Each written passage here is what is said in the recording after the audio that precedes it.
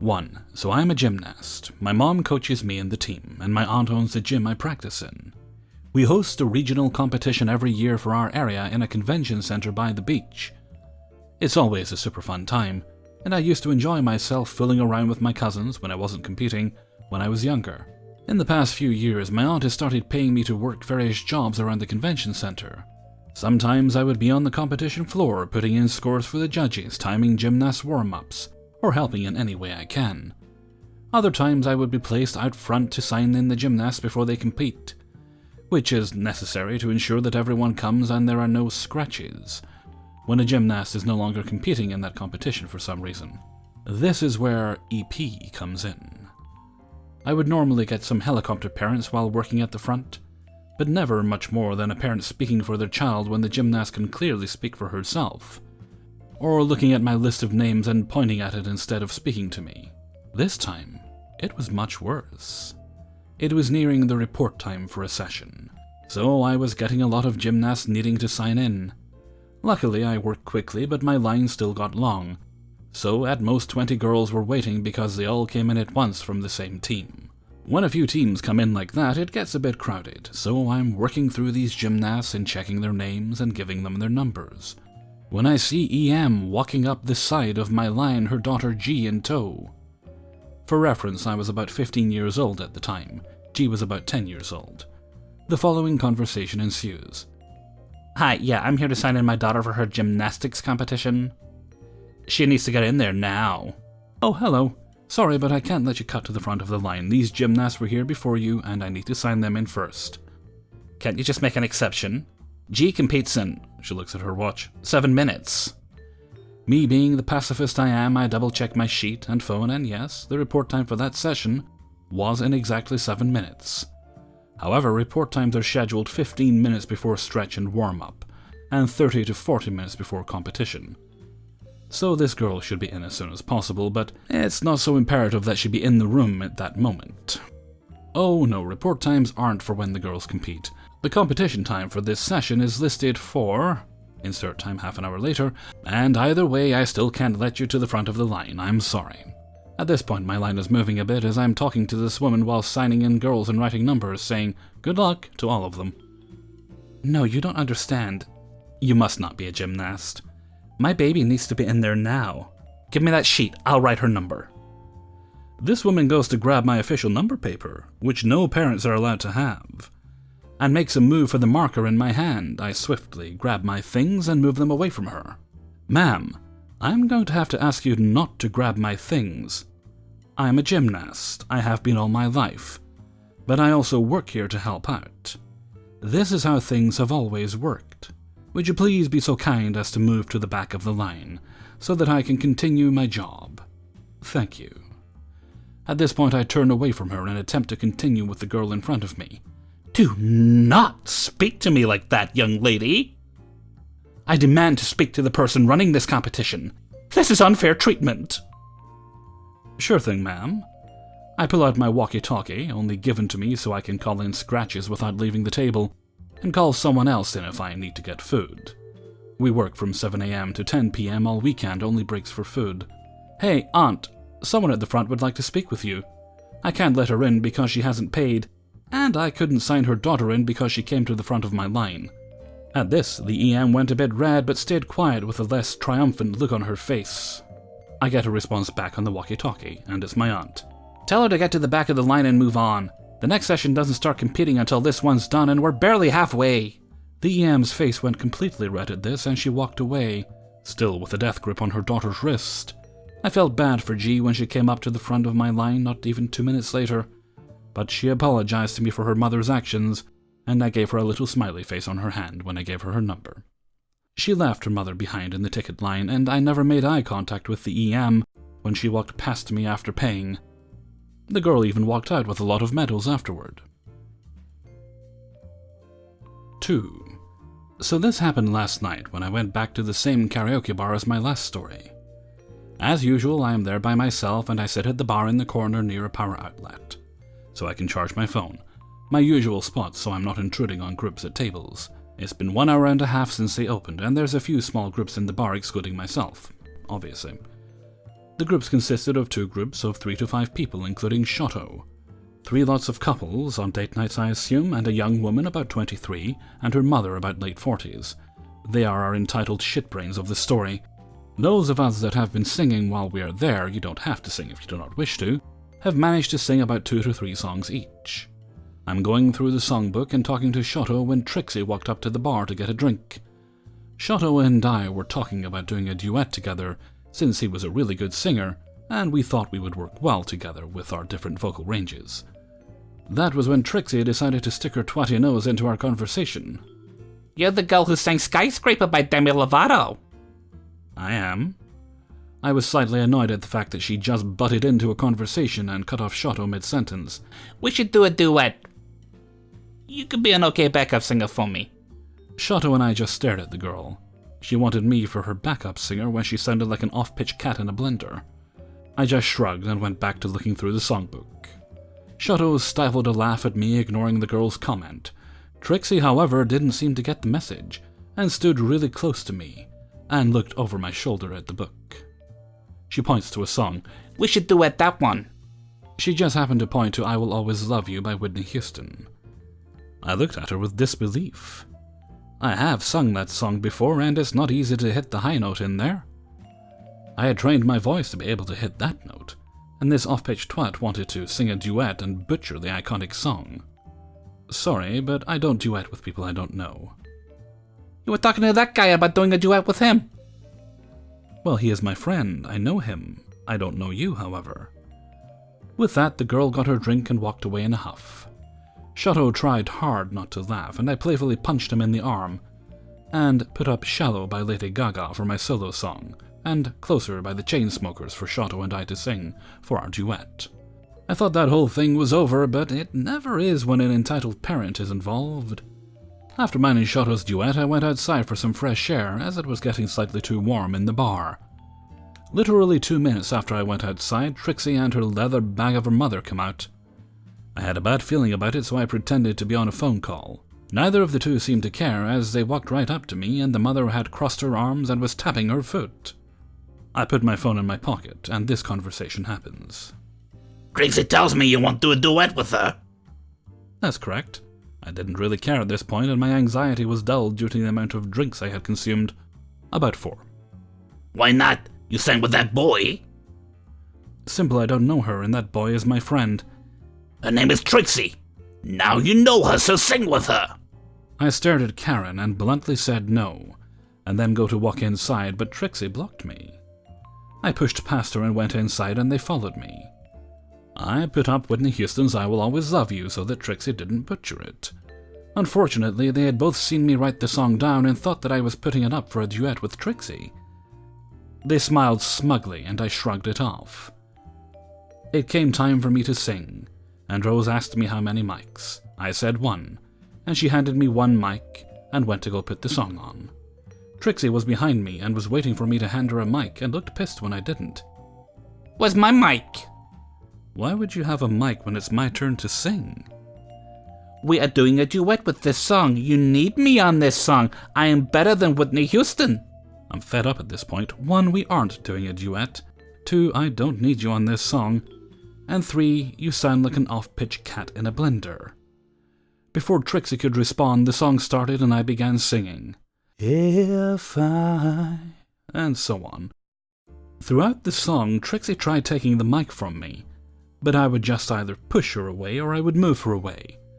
When the song finished, I handed the mic back to Rose, and went back to my seat only to be confronted by Trixie and her mother again. Why didn't you give my daughter a mic? You were supposed to be doing a duet. I said no to the duet. I put that song in as a solo, as in 1 singer. Shoto noticed Trixie and her mother annoying me again, so he went and got Jack, who came over right away. Is everything all right, Elfie? This lady... This bitch said she would do a duet with my daughter, then slapped her when they were singing. Yeah, she slapped me and took the mic from me so I couldn't sing. Jack looks at me. Elfie, what's your side of this? I explained to Jack that earlier Trixie had approached me and demanded I do a duet with her. I told her no, and that I don't duet with random people I don't know, which Jack knew about. I then told him that she proceeded to pick a song for us to sing despite me telling her no, and proceeded to whinge about me planning a duet with Shoto, who Jack also knew. And I explained to her that he is my friend, so I would duet with him if I wanted to. Trixie tried butting in, but Jack told her to let me finish. I told Jack about how Karen and Trixie cornered me outside and demanded I sing with Trixie again, and how I said no, and that the security guard can attest to that.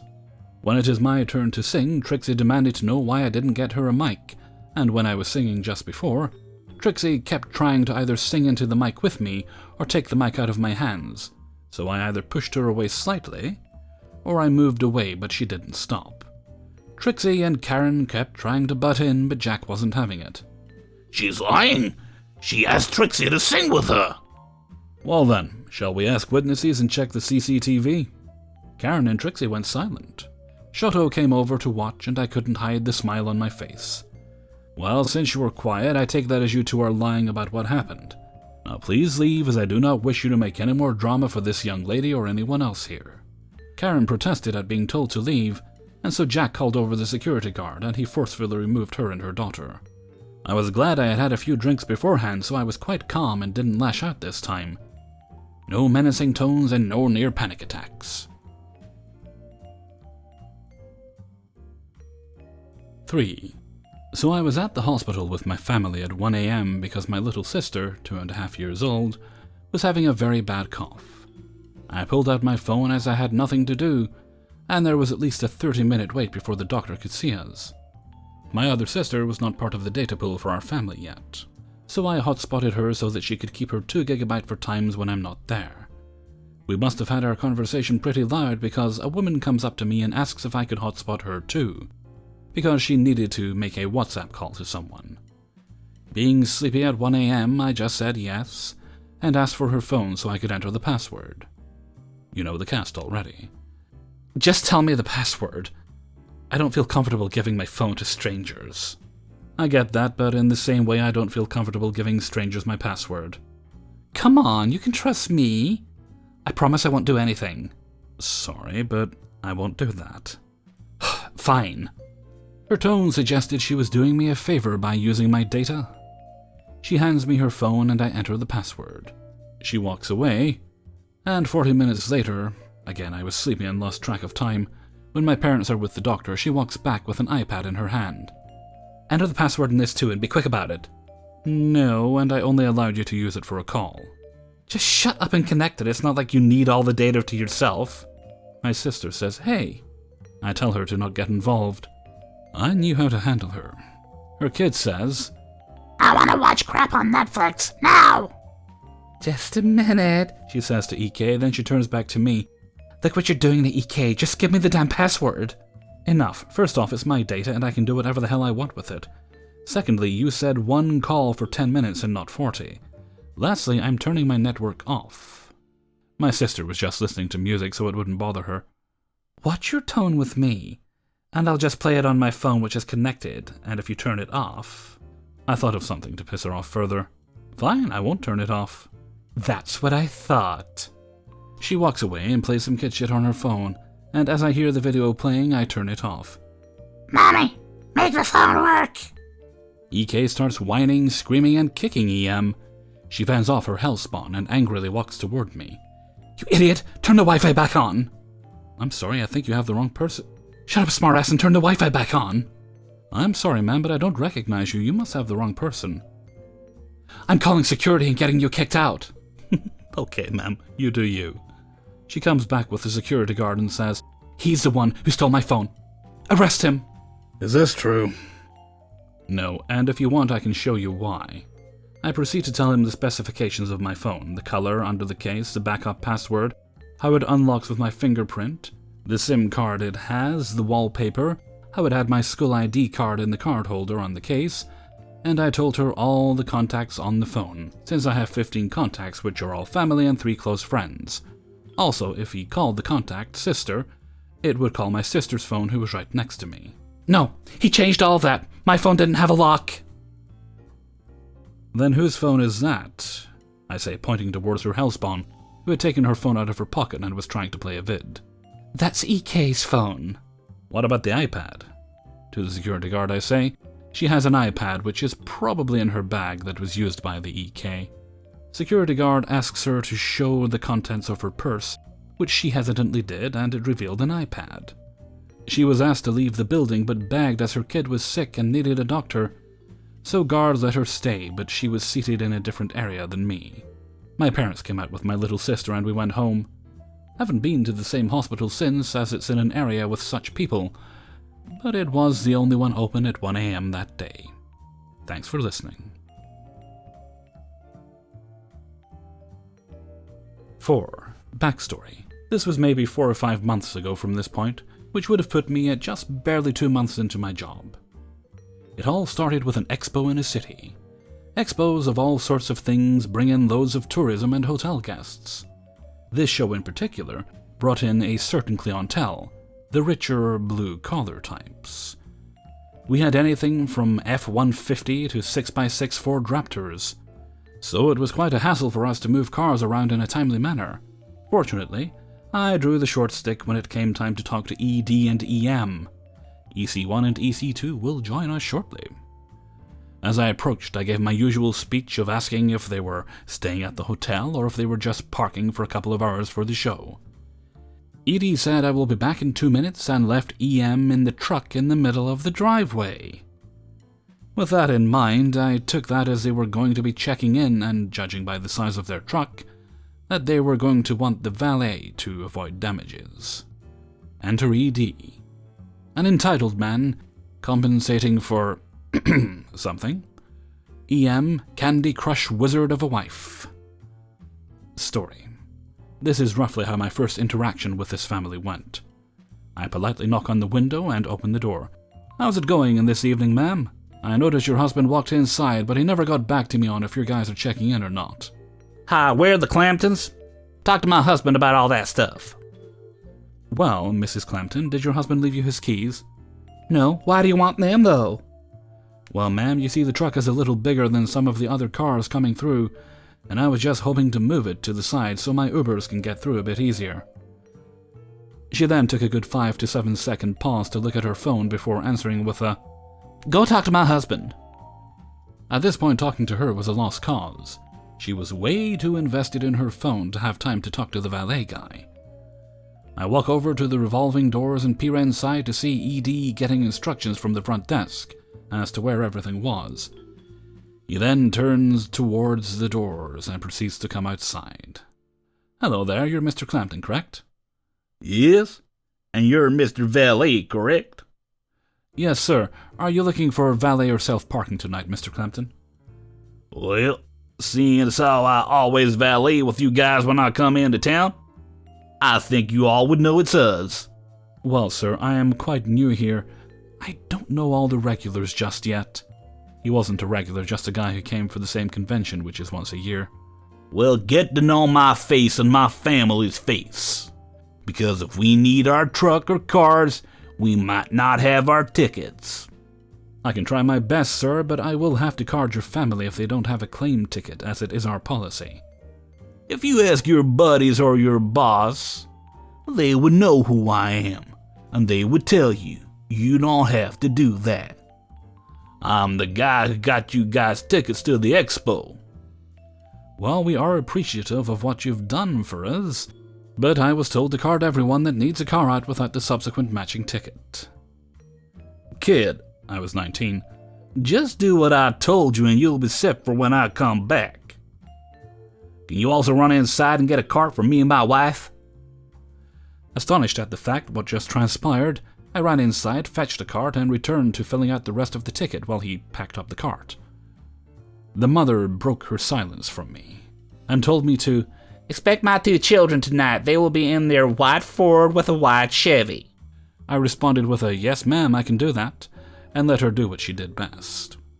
The breaking point for me was when I gave him his claim ticket.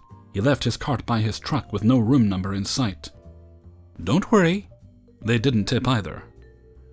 A few hours pass and it's now 10:30, close to when I'm supposed to be leaving, and there was no sign of the ECs. I took that as a good sign to do my night paperwork. To my surprise, on my way up from doing my door lock check, I see a young man in his late teens peering over the counter looking at my stuff, and a mid-20s blonde girl standing there looking impatient as shit, along with 2 white cars behind them. EC1, the young man, EC2, the bitch. As I approach them, I start out with my usual speech. Hey guys, are y'all checking in tonight? Yeah, you guys should have been expecting us in our cars. Yeah, I'm sorry about that. I was finishing up some paperwork downstairs and can't always tell when people get here. It's fine.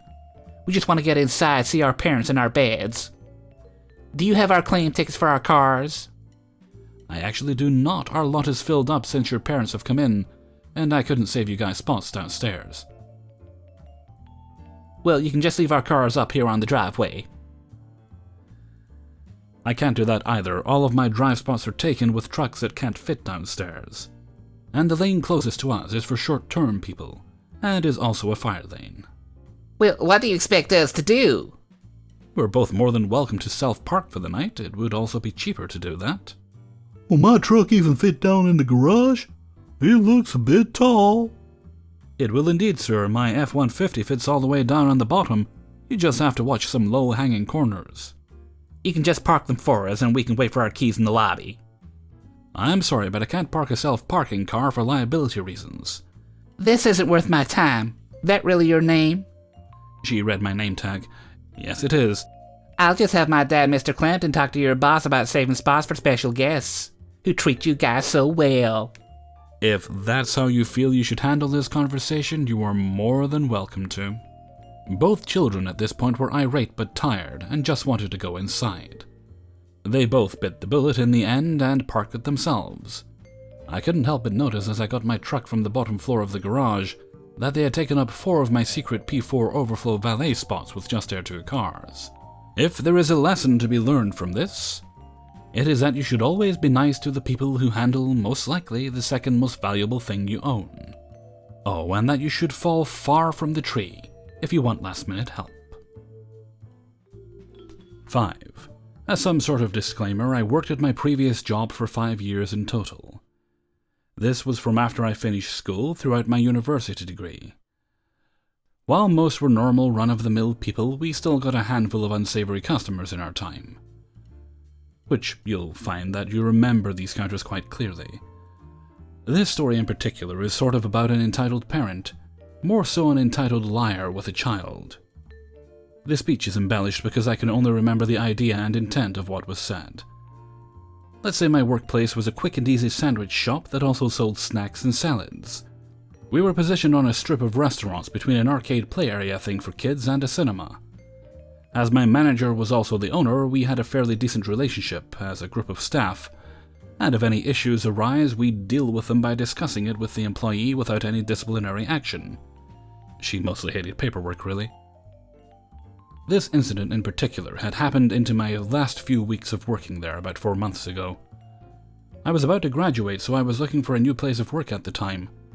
I was also a supervisor and acting as the on-shift manager, as our owner was only in the store a few hours each day to check if we needed anything. I was working the early shift on a Saturday morning. This was our prime time for a mix of happy parents and annoyed parents. Both emotions for the same reason, a day out with the kids. The cinema next door has a showing of old kids' movies each weekend. This was so parents could give kids a cinema experience without having to wait for massive titles to be released. And because these were basically reruns at a very quiet hour, the tickets were cheap, so we ended up with a lot of regular families coming in for breakfast before the film. Mornings can often be busy. This is because while also serving breakfast, we also need to prepare the food for the day, chop salad, bake bread and snacks, rotate the food, and also ensure the area is clean before the lunch rush begins. We also only have 2 staff members, me and my coworker, CW, on until lunch begins, where we usually have 3 or 4 people working. The EP in question came in with her kid and her own mother, GM.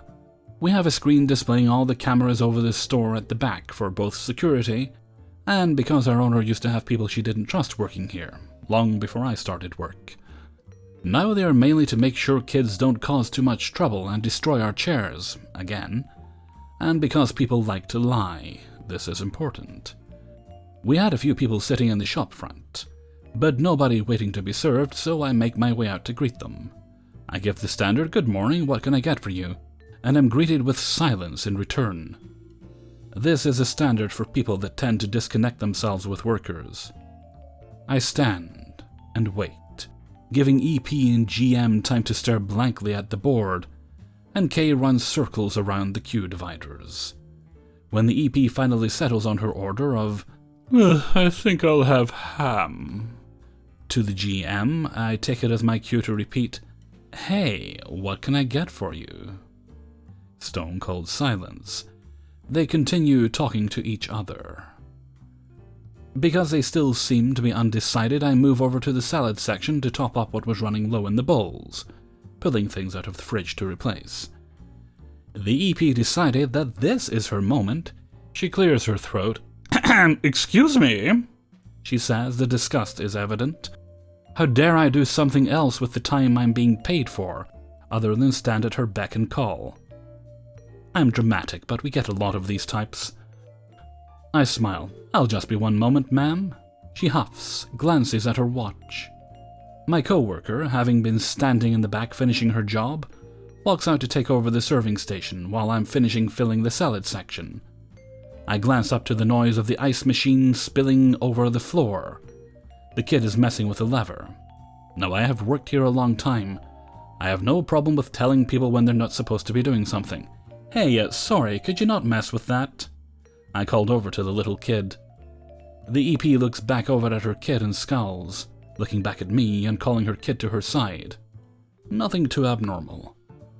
At this time, another family of 5 has came in, so I continue with salads on the EP's food and making their drinks, and complete the transaction while my co-worker starts the next order. EP decided 1 hot chocolate and 2 coffees. I made the hot chocolate while the food was heating. Once complete, I placed the drink on the side in front of the till. At this point, the little kid had wandered over to the till and reached up to grab the hot cup. I swiftly pull it out of reach and say, "It's hot, sweetie." I have an idea that this drink is for the child, but I'm pretty strict on letting kids just take hot drinks from me. If a parent hands it to the kid, it's a lot different than me just letting a child take it. Everything I do is not because I care, it's because I don't want the repercussions.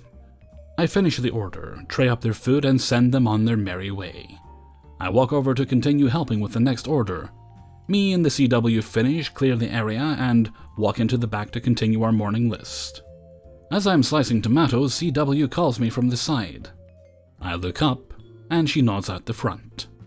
EP is standing out by the till, and boy does she look pissed. Like all employees, CW hates confrontation. I bite the bullet and walk out with a greeting. "Is everything all right?" "No, I have hot chocolate all over me." She holds out the coat she is dangling over her arm to show a large brown patch of sticky-looking liquid that was prominent on both her coat and hand and over her skirt. I instinctively reach over to grab a wad of napkins. "Are you scalded? Are you all right?" "No, I'm not scalded. You've ruined my coat." She snatches the napkins from my offering hand. I found what she said slightly alarming, but thought nothing of it. The bathroom is just down the corridor for water and a hand dryer to try and clear up your coat. She glares and storms off down the corridor. I just turn around and walk into the back to continue my work. Me and CW have the usual laugh about bad customers, and I thought she was done. Oh no, I was wrong again. Unfortunately, at this point I hadn't noticed EP walk back out the front while CW was serving. What I did hear was a raised voice proclaiming, "Burnt my arm and where's the odor?" I stroll back out to the front to help my CW. EP quickly turned on me. "I've burnt myself because you didn't put the lid on the cup correctly and caused me to spill it all over myself, ruining my coat." I was pretty sure I had put the lid on correctly. You see, this has happened in the past, and we've been trained in the proficiency of forcing a lid and pulling back on it to make sure it's secure. Not only that, we're not allowed to hand a customer a drink anymore. It must be placed down on the counter for them to pick it up themselves. So I was pretty confident the lid was on correctly, but I gave her the benefit of the doubt anyway. I'm extremely sorry about that. I have a first aid kit in the back, or I can call the on-site first aider if you need. And would you like a fresh hot chocolate? "A fresh hot chocolate, is that all?" What if my child has spilt it over themselves instead of me? You could have injured my baby. I apologize and try to defuse the situation, even offering her free food on her next visit. While I am supervisor, there's still a grey area on what I'm allowed to give a customer without confirmation from the owner. Eventually she storms out and we hope that's the end of it. 2 days later, my manager comes in with a rather large complaint from said EP. The complaint states something along the lines of a retelling of the story with some unprofessional staff comments thrown in, along with saying that me and my CW were hiding in the back so we didn't have to deal with her, even though that's where we work. Including that we were clueless, refused to help, and could have potentially caused extreme injuries to her child, and should not work in a place like that if we cannot perform the simplest of duties. Attached to this complaint was a demand of the payment for a replacement of the coat that was ruined, which she claimed was upward of £300 and free food. Or she would be in contact with our insurance to claim. My manager is pretty strict with complaints, in the sense that she actually believes her employees more than the customers. So she does what she's supposed to do when insurance is involved. She checks the cameras. This EP, the one who complained that we were all unable to do the simplest of duties, had taken the drinks over to the side with milk and sugars, uncapped all 3 of the drinks, put sugar in all 3, and then recapped them. Once she had replaced all the lids, she went to drink from one of the cups and spilt it over herself. Clear as day on the CCTV directly above the milk and sugar station.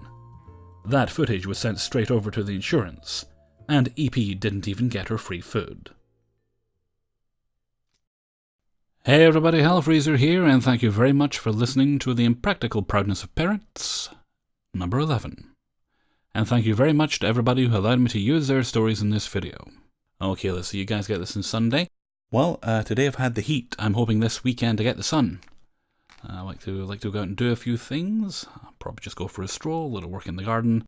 I'm gradually getting it looking presentable, so I'm hoping to continue with that this weekend. If I haven't already done it if I haven't done it on Saturday, I will stream on Sunday. So it's just, if I haven't already done it, it will be today.